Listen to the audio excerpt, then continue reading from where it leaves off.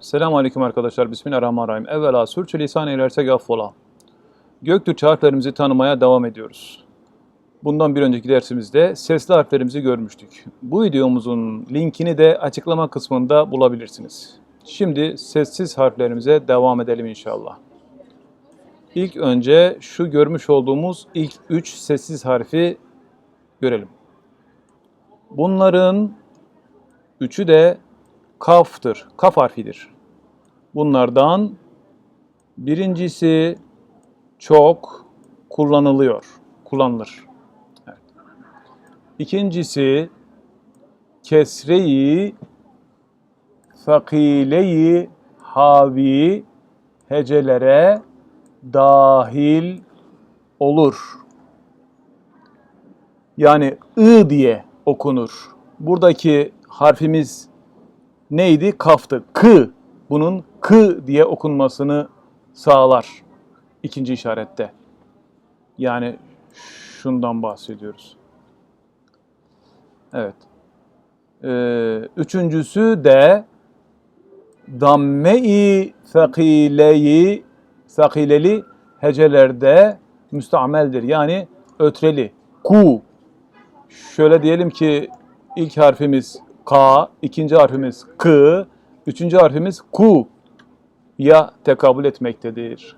Evet, sıradaki işaretlerimiz. Bunun ikisi de kef'tir. Kef harfidir. Yani sağdan birincisi yalnız e, i, u, e, u harekelerini havi hecelerde, ikincisi de yalnız u, e, u harekeli hecelerde kullanılır.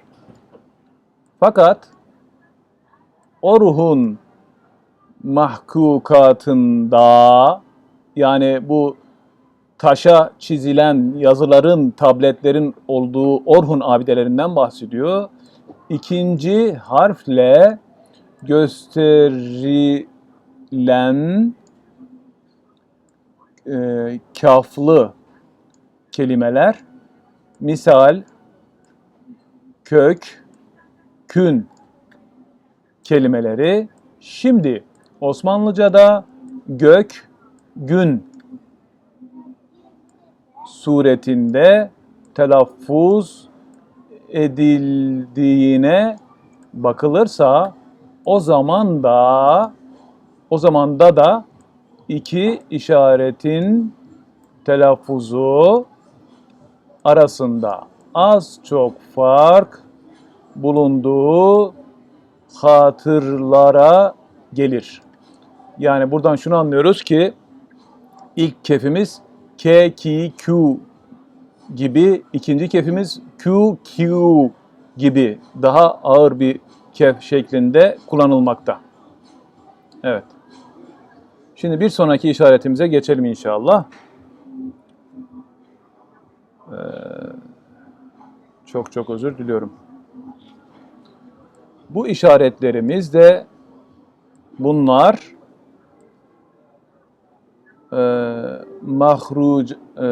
mahreçleri birbirine yakın olan gef ve gayn harflerinin sesini verirler. Birincisi A, O, U, Y harfi savtiyesini, seslerini, harf seslerini yani havi, ihtiva edecek şekilde hecelerde. İkincisi E, I, U, E, U lu hecelerde müstameldir. Yani ilk işaretimiz buraya göre ga, go, gu, gı gibi. İkincisi işarette ise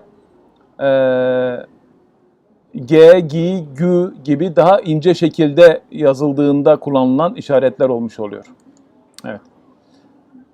Bu harfler halen birçok Türk zümrelerinin çoğunda kaf, kef suretinde kullanılır.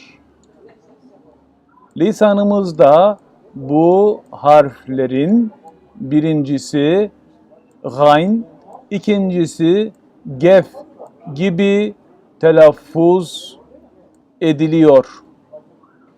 Şöyle görmekteyiz zaten. Evet.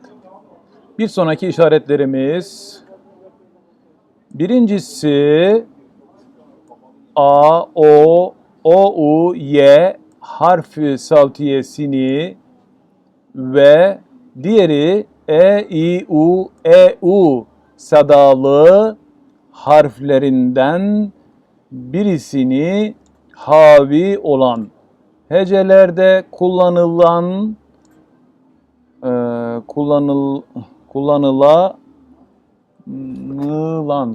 evet.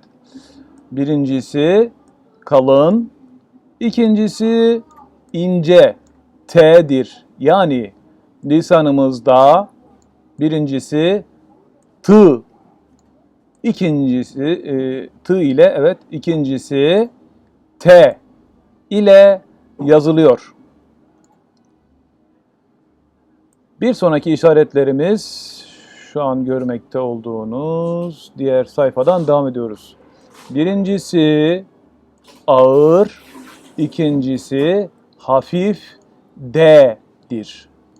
Yani evvelkisi yani birincisi va. Bugün bizim kullandığımız faziletteki Z gibi D ile Z arasında çıkan harf olarak kalın D. İkincisi ise sanisi yani ikincisi de D'dir. D harfi. Arkadaşlar bundan sonraki harflerimize daha sonraki derslerimize devam edeceğiz. Şimdilik bu kadarıyla iktifa edelim inşallah. Tekrar selam ve dua ile efendim.